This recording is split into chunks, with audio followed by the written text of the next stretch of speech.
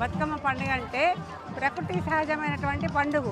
ప్రకృతిలో ఎన్ని రకాల పూలు ఉన్నా కూడా తీసుకొచ్చి ఒక అందమైన ఆకృతిని తయారు చేయడమే బతుకమ్మ. బతుకమ్మ లోపల మనకేం తెలుస్తుందంటే ఐక్యత.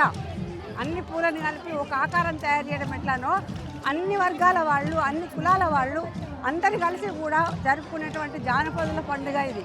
వాళ్ళ అలసట, శ్రమ అన్నీ మర్చిపోయి ఉత్సాహంగా, ఉల్లాసంగా అప్పటికప్పుడే వాళ్ళు ప్రకృతి సహజంగా ఉండేటువంటి వాతావరణాన్ని పొగడుతూ ఉంటే పాటల రూపంలో వాళ్ళు అలసట తెలుసుకునేటట్టుగా బతుకమ్మ పాటలు అప్పటికప్పుడు అల్లుతారు వాళ్ళు జానపదులు.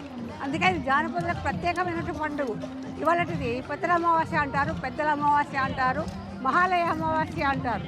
ఈ అమావాస్య రోజు నాడు పెద్దలకు, చనిపోయినటువంటి పితృదేవతలకు, చనిపోయినటువంటి వాళ్లకు దానాలు ఇచ్చుకోవడం, ధర్మాలు ఇచ్చుకోవడము పక్షాలు అంటారు.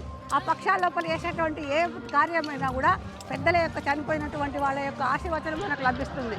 అట్లా ఇది పెద్దల యొక్క పండుగ అని చెప్పి చూసా పెద్దల అమావాస్య, పెద్దల అమావాస్య అంటారు. మహాలయ అమావాస్య అంటే ఇవాళకి పక్షాలు సమాప్తమయ్యి రేపటి నుంచి దేవతా పక్షాలు మొదలవుతాయి.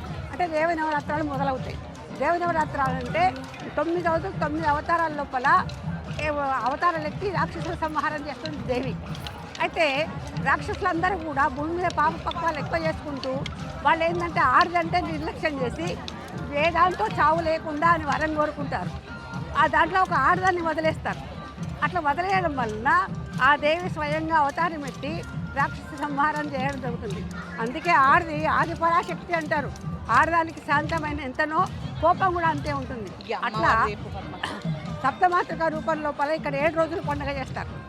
ఇవాళ నుంచి 7 రోజులు పండుగ చేస్తారు. అన్ని ఇక్కడ 9 రోజులు చేస్తారు. కానీ ఒక వేములవాడలో మాత్రము 7 రోజులు చేస్తారు. సప్తమాతృక రూపంలో చేస్తారు.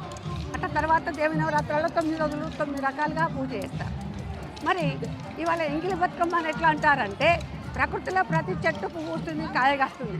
ఆ ప్రకృతి సహజంగా ఉండేటువంటి పూల మీద అందానికి తుమ్మెద ఆస్వాదించి దాని లోపల ఉండేటువంటి మకరందాన్ని తాగుతుంది. అట్లా తుమ్మెద చేత ఎంగిల్ చేయబడినటువంటి పూలు, ప్రతి పువ్వుని ఎంగిల్ చేస్తుంది తుమ్మెద. దానిలో మకరందాన్ని చేయడం వలన ఎంగిలి పూల బతుకమ్మ అంటారు. ఆ పూలు వచ్చి మనం బతుకమ్మ వేస్తాం. దానిలో గౌరీదేవిని ఆహ్వానించి దానిలో ప్రతిష్ఠ చేసి పూజ చేస్తాం. అట్లా ఇది ఎంగిలి పూల బతుకమ్మ. 7 రోజులకు 7 పేర్లు ఉన్నాయి.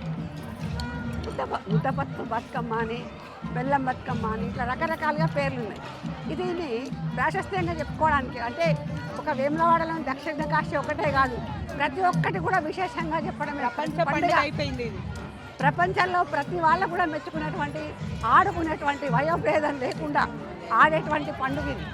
చిన్నపిల్లలు మొదలుకొని పెద్దవాళ్ళ వరకు కూడా ఆడతారు. ఇది అమ్మవారికి ఇష్టం.